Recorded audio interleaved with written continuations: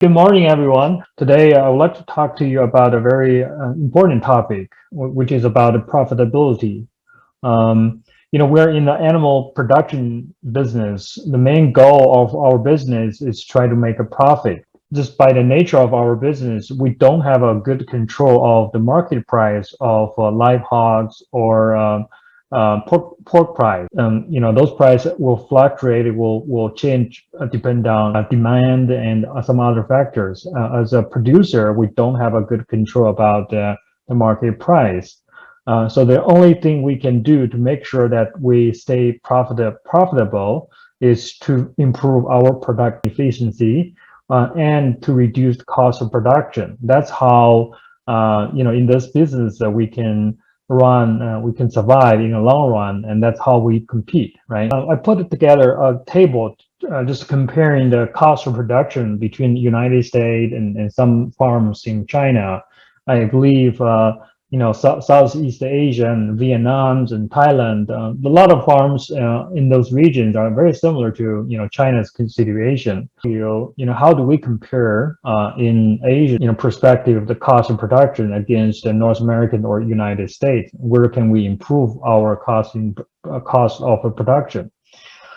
So as you can see here, if we compare U.S. versus Asia, the U.S. has a pretty low wean pig price compared to Asia. That's a reflection of the sow farm productivities and sow farm, ingredient, feed costs and labor costs and other things, right?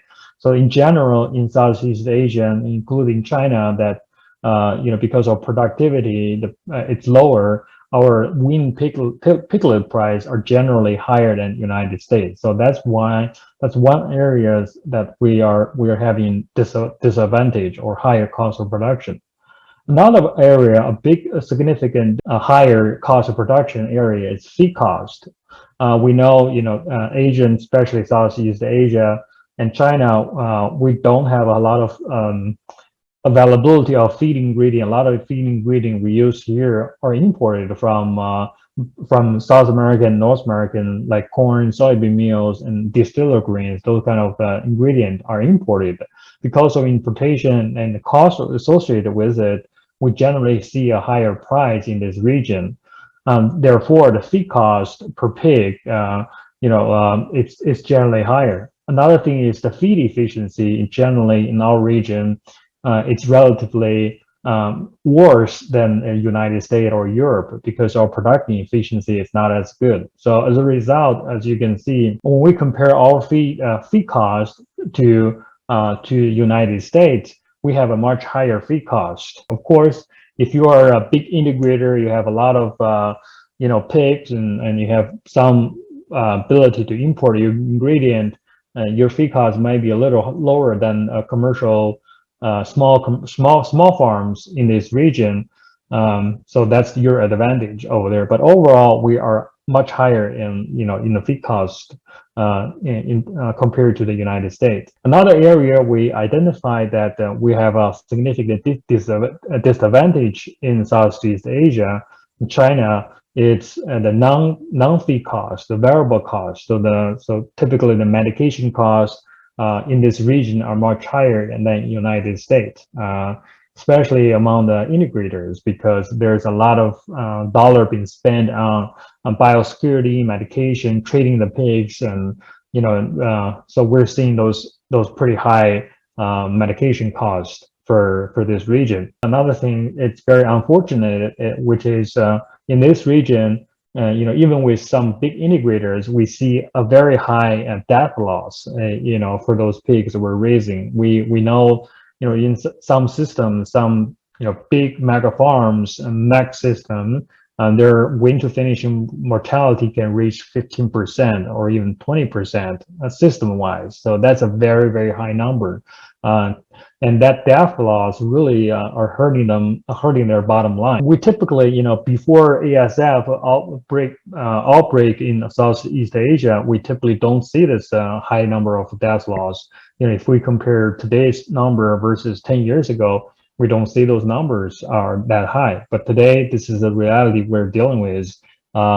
We're seeing those death loss really jumped up our cost of production, and which is the reason why we are not profitable even with historically high pork price or live pig price in this region.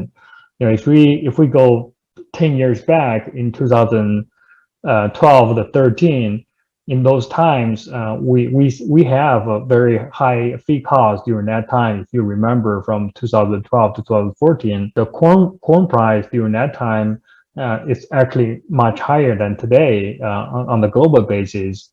At that time, the pork price is about the same price as today, but in those times, where the producers are making money, versus today, even though with this price, we're losing money. The reason why that's happening is because after ASF, we just have a lot of death loss contributing to the cost of production. We have to improve all of that to make sure that we can, as a producer, we can stay profitable and stay in the business. So how do we reduce all the cost of production? Well, number one, feed cost is a major cost in our region. We need to improve feed efficiency. However, there's so much you can do, right? If your feed efficient, winter finishing feed efficiency, it's already at 2.5, getting down to 2.4 will help. It's very important, but there's only so much you can do. Another important factor is we need to reduce our medication spending. In this region, we have spent a lot of dollars on medication. How to reasonably adjust those spending, it's a key. Also, reduce death loss. How do we reduce the winter finisher mortality from what we are today to a normal 5% or less?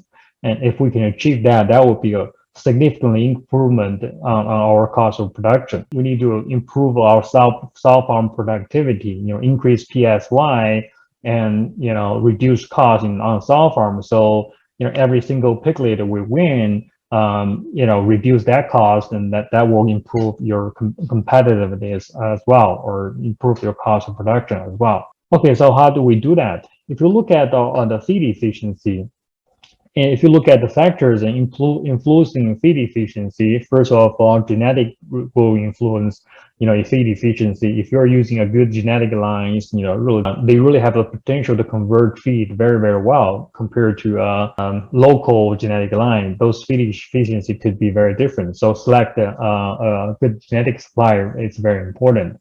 Also, nutrition is very important. You want to make sure, especially with those high-performing genetic line, you want to make sure the nutrition requirement that you can provide enough nutrition to meet their requirements so that they can perform at their best genetic potential. So nutrition is very important. Your lysine requirement, all the amino acid requirement are very important. Another thing is management, how you managing the farms, how you manage the environment, it's also important. Another factor, a lot of nutritionists have overlooked, it's the health factor of the whole equation. Those pigs, those high-performing, good genetic pigs, provide them as a basis for them to perform is that their health status. If they have a good health status, they're gonna perform well. They have good intake and averagely again, and their feed efficiency is very, very good. However, if they're getting some disease outbreak or some other health challenge, they're gonna have worse feed efficiency.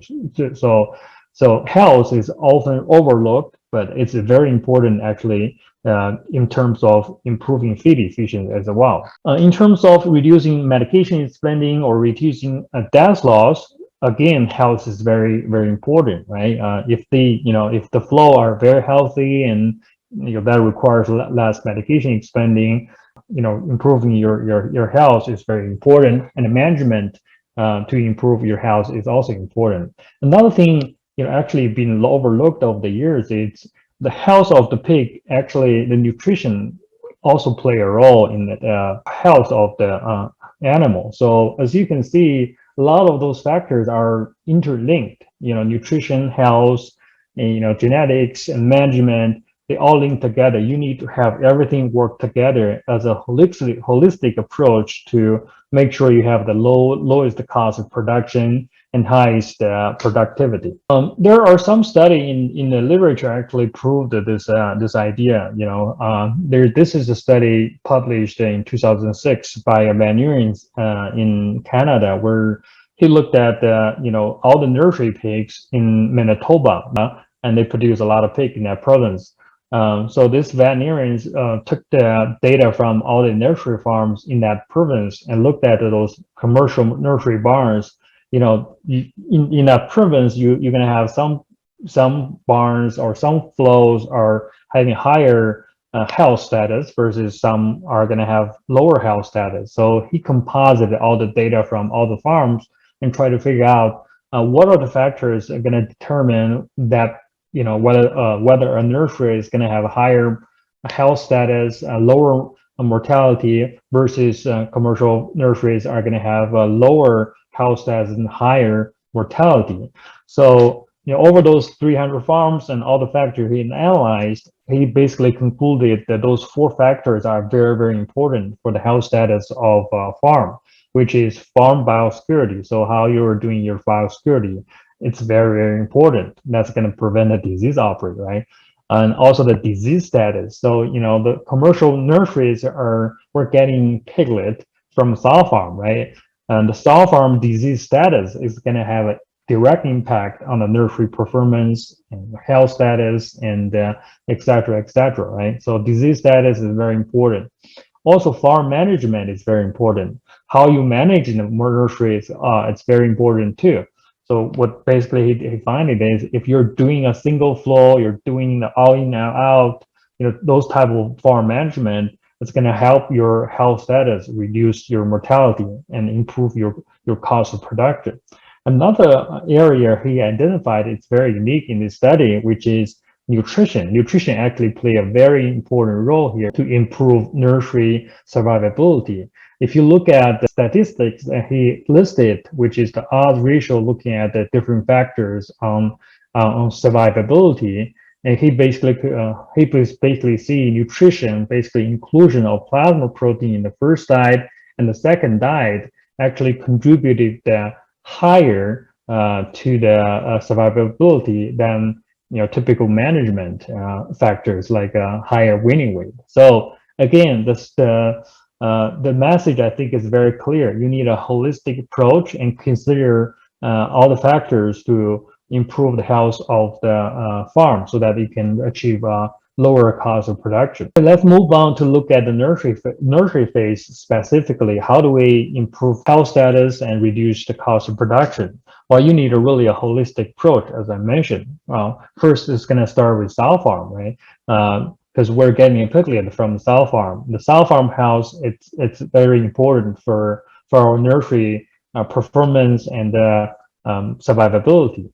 So on the sow farm, the vaccination protocol of the sows and the classroom management for the newborn pigs, it's very important. You want to make sure all the piglets are getting their classrooms. You need to manage that, especially for a high prolific sow flow or new genetic lines.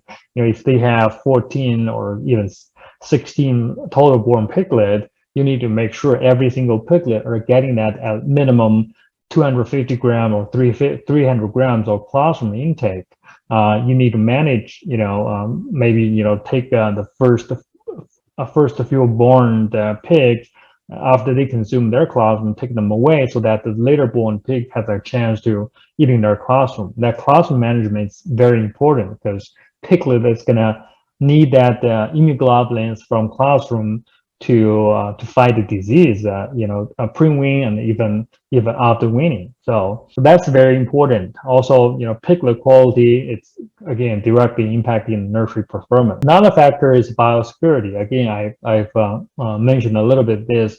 You want to make sure you want to do as best as you can to make a single flow piglet getting into your nursery barn. You don't want to get multiple flows or piglet from a multiple sow farm and commingle them into a single nursery, and that will increase chance of disease outbreak because you're commingling, not only the piglet but the bugs from different sow farms. That it will, increase your disease pressure and reduce your health status. So you don't want to do that. And also do all in, all out, and those going to help with your health.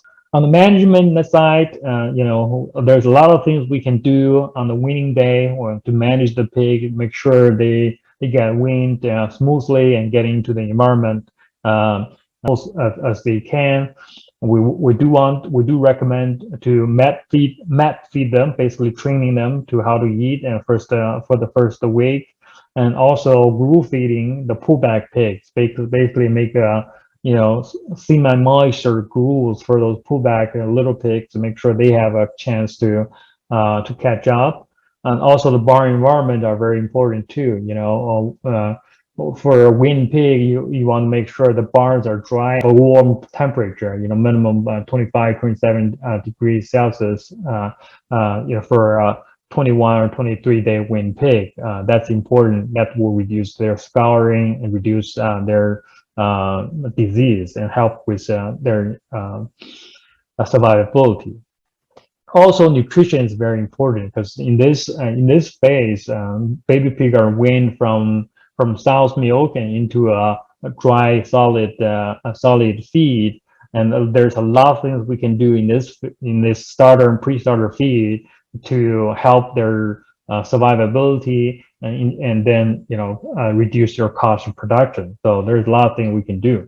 Now I want to show you an example of what actually happened in the last year in the United States, a case study, if you will, to show you that how United States swine industry are really coming together to fight this issue we're facing recently in the last year, using this holistic approach, right? Production, veterinarians, nutritionists, and we're moving together to solve this nursery problem. So in the last year, in United States, in our swine industry, we're seeing a resurgence of E. coli issues, post-weaning E. coli issues in our swine industry.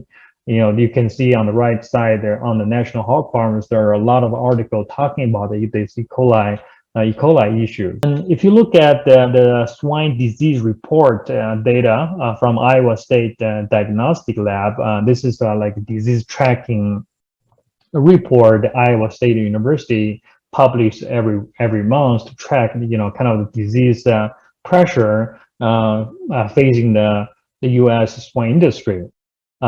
We see a very significant increase of E. coli, post-weaning E. coli digestive tract issues compared to 2020 to 2021. We see about 460% increase in the reported E. coli cases just between last year to 2021.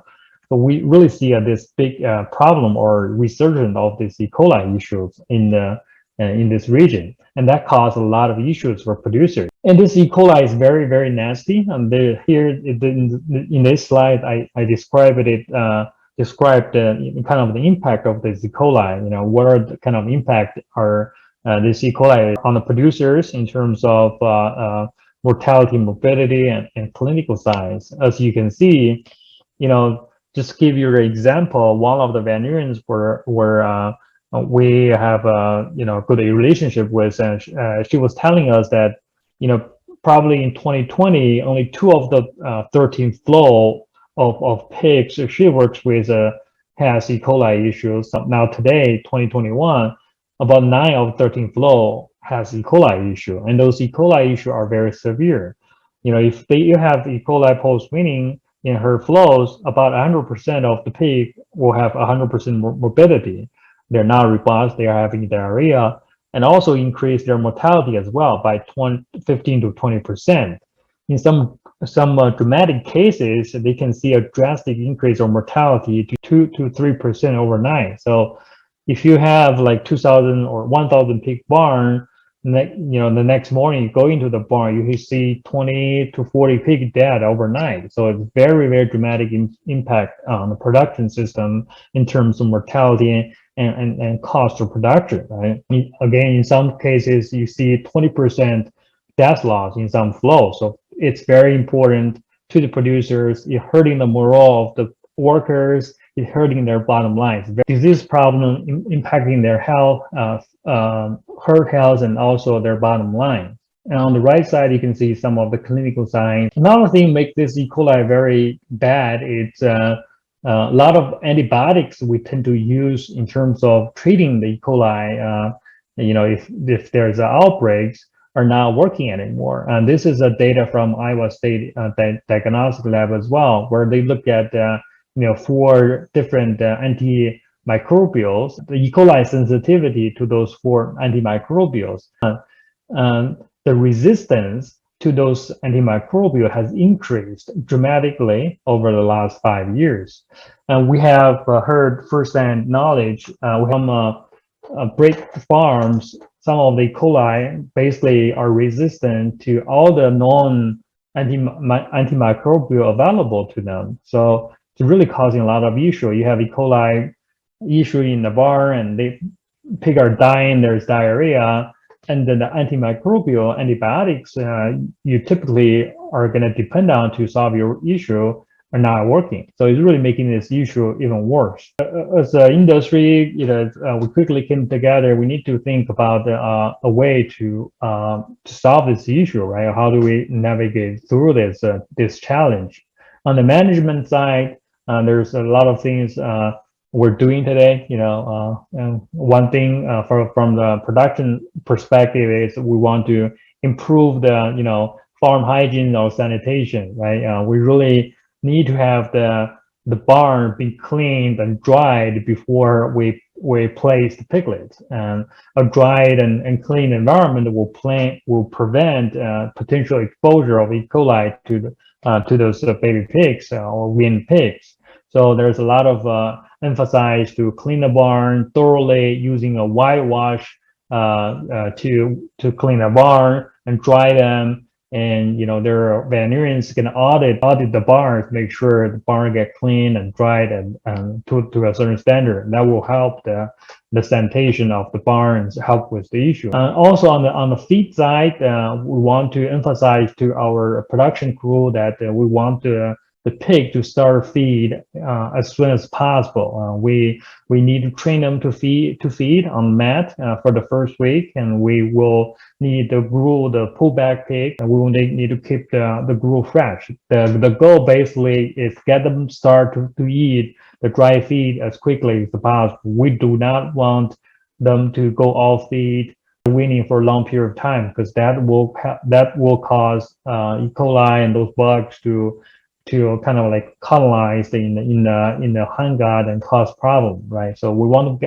get on the feed as quickly as possible. That will help with the issue. From the barn environment side, again, is the temperature and humidity are very important.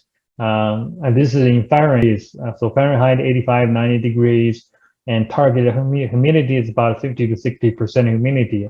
We want to have a good environment to the nursery pig. You don't just set the temperature and be done with it. You need to observe the piglet. You want to make sure you see the piglet, make sure they're comfortable. They're not piling on each other, because that's the indication it's too cold. Even though if they're piling on each other, you want to make sure you increase the temperature so that they feel comfortable. From a nutritional side, there's some consideration we can adjust on the feed side.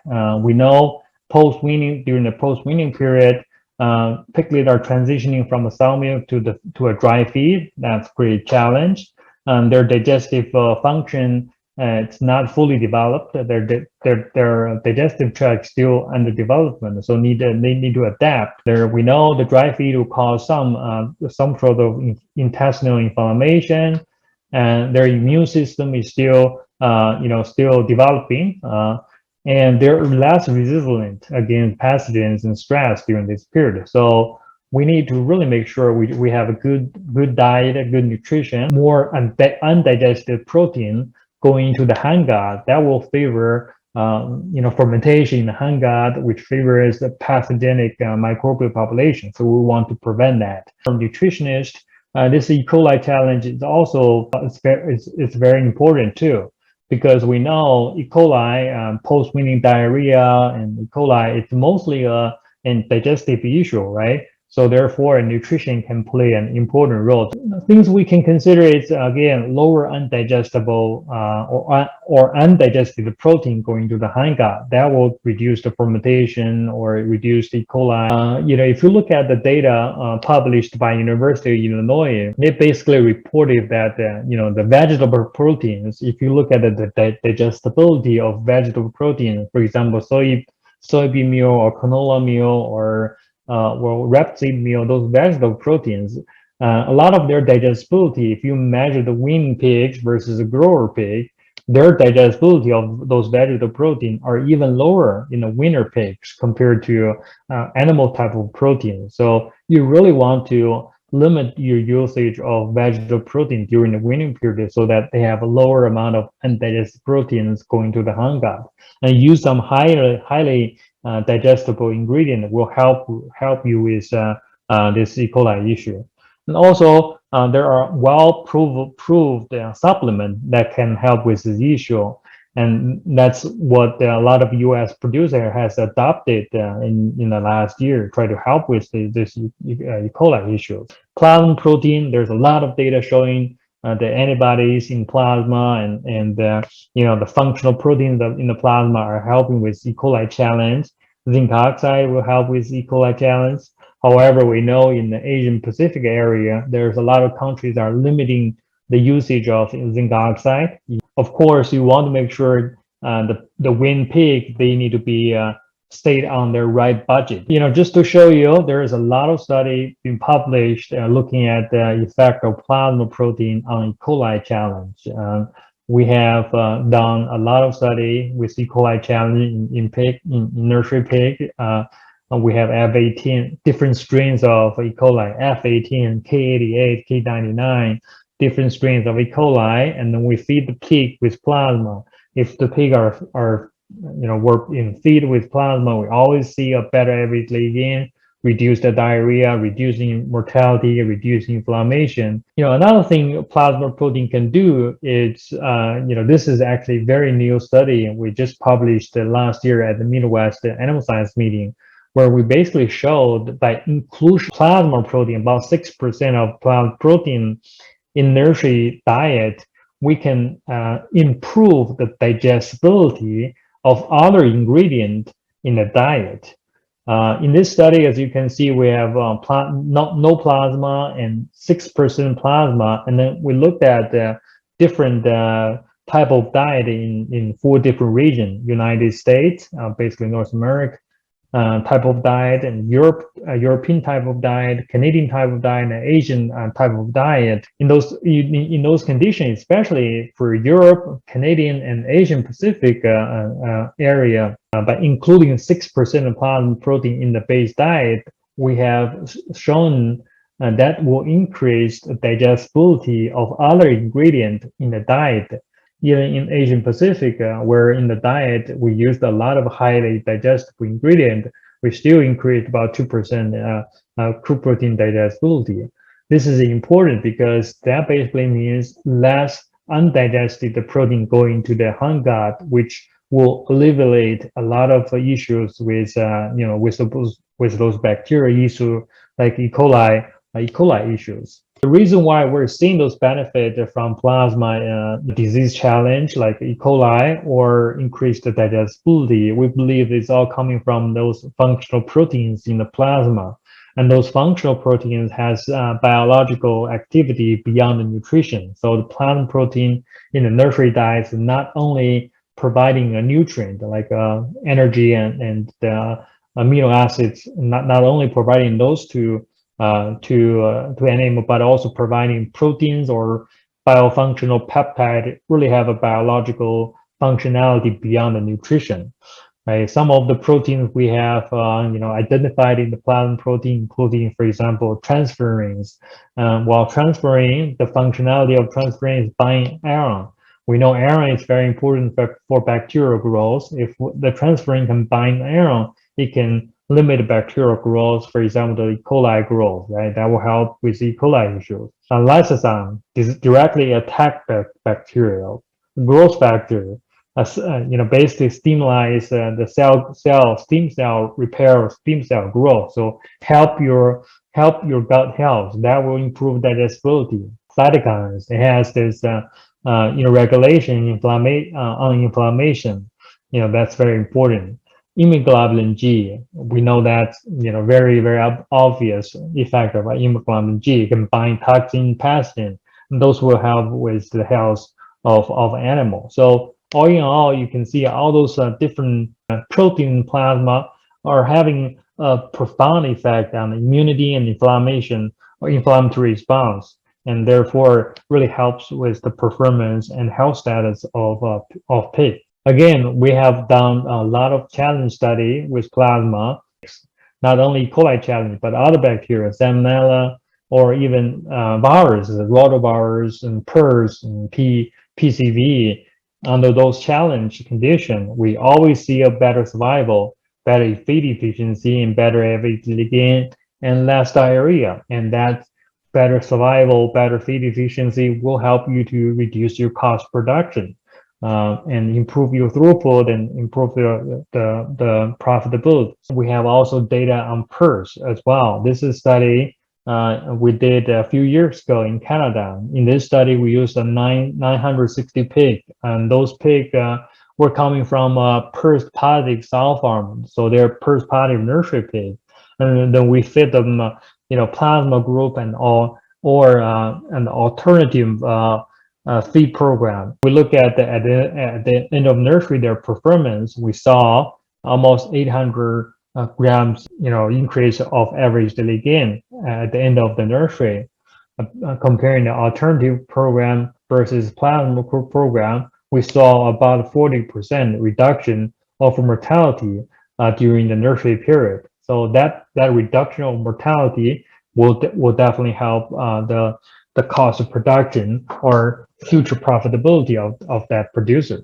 Even PRRS challenge condition, we see this benefit of plasma protein as well. This is another study we did in Brazil. This is with porcine circle virus. So you can see when we feed plasma, which is in red, or compared to control, which is black, at the end of nursery, the plasma feeding group has about 2 kilogram heavier pigs than the control group. The reason why they have this very superior growth performance is because they are healthier. If you look at the clinical sign or clinical wasting syndrome, compare plasma group versus control group, we see about the 50% reduction of that syndrome by feeding plasma. And that's the reason you see a better productivity, production efficiency, and reduce the mortality and improved cost of production. That's how you achieve that in this kind of condition. In Europe, this is coming from a publication from the SFR research, the feed research group out of Netherlands. They actually recommend to use plasma protein or milk proteins, during the weaning period, because they both contain the immunoglobulins, which provide a health benefit to the nursery pigs. And they do recommend to, recommend that plasma is much more pronouncing if the farms are in the suboptimal condition or low performance or have health issues or how disease outbreak, right? That's where you're going to see a better response to plasma protein or milk protein. Also, they also recommend to use higher inclusion of plasma for the area that antibiotics or zinc oxide are not available. We know a lot of Southeast Asian countries are facing this issue, especially probably Vietnam, or limiting some antibiotic usage, maybe zinc oxide usage as well. So in those conditions, higher plasma protein will help with your digestive issues and other issues and related to health, and in terms in turn, it will help with your death loss and reduce cost of production. On the sow farm, if you think about sow farm, it's actually very simple, right? And you want to maintain your input cost. It doesn't matter how many sows you have, you want to maintain their per sow input cost, right? Feed cost, medication, semen, fixed cost, variable cost. You want to make sure those input costs stay competitive, I would say. On the other hand, you want to increase your PSY. One more pig you win, and all the input costs, if you have maintained the same input cost, every more one more pig you win, reduce your cost per pig to win, right? But to increase PSY, you need to consider, increase total-born, reduce stillborn, pre-wean mortality, and a lot of sow farm management and biosecurity, and maintain the there's no disease outbreak. Those kind of things are very important. And also, very importantly, what I want to emphasize here is you want to also maintain the sow performance and the longevity of sows. In the recent years, especially in North America, we're seeing a very significant increase of sow mortality. We're now seeing in this region the sow mortality reaching 13 to 14%, which are causing issues in North America, reducing our competitiveness, because the sow mortality, the lower longevity will increase those input costs, because you're constantly replacing your yield, and that's a cost. I want to emphasize here in this region, we also need to think about maintain the performance, but also maintain their longevity. Those are very important as well. This is a study we did with a commercial farm a few years ago. This was carried out in a commercial farm, about 5,500 sows, and this is a PRRS positive and unstable farm. And they're dealing with the PRRS, and they know there's a benefit of feeding plasma in terms of PRRS challenges. So they decided to feed 5 kilograms of plasma in their gestation and lactation diet. Then, after feeding a period of time, they did statistical analysis and tried to look at the improvement by adapting this technology. Basically, what they saw is they have increased their farrowing rate and reduced repeat mating, and in turn, so that they have a more piglet weaned per sow mated, about 0.4 piglet or more. This is a very new study. It is an application we have developed in the recent year in Europe, where we use plasma during the transition period. So basically, 5 days before farrowing and 5 days after farrowing. The reason for this is because we now believe that the sows in this specific period, their nutrition, their physiological need are different than lactation or early gestation. So they need a different type of diet. And in this type of diet, we included 0.5% or 2.5% plasma. We see that by including a plasma protein, we see a reduction of a percentage of stillborns. If you look at the numbers, we reduced about 0.4 piglet stillborn. So basically we have a 0.4 more than the control diet. So increasing the total born will increase PSY and help your bottom line. And also another benefit of feeding plasma during lactation diet is sow generally has better feed intake during lactation. Therefore, they are losing less BACKFAT, and they're going to be maintaining their body score better than the control diet. This is a study we did in Spain.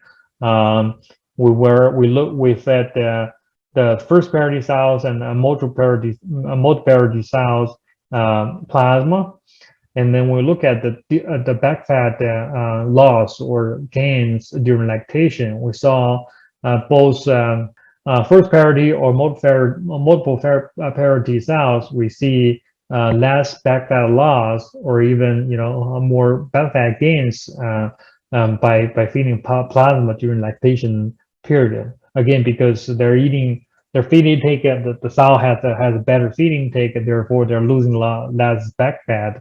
Therefore, they potentially have a longer, better longevity and lifetime productivity. So all in all, as you can see, we have done several studies in sows, especially in lactation application. All in all, we see sows being fed with plasma. They have a better feed intake and higher a better win-to extras interval, and also a higher farrowing rate and higher litter weight and average pig weight at weaning, and basically a higher full value pig per liter. So all in all, you're going to see really a value by feeding plasma, and also reduce your cost of production because you're weaning more piglets.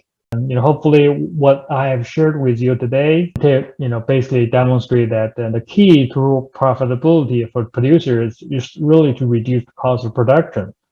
And we have identified the three factors are very important for this region, which is feed cost, medication cost, and death loss. Those three things are contributing significantly to the cost of production in this region. We know nutrition can influence the health of pigs and can also reduce the mortality, can help to reduce the mortality. I have showed you that the supplementation of plasma proteins in sow and piglet feed improve health, reduce mortality, and reduce the cost of production, basically improve profitability of pig production. Thank you. Appreciate your attention.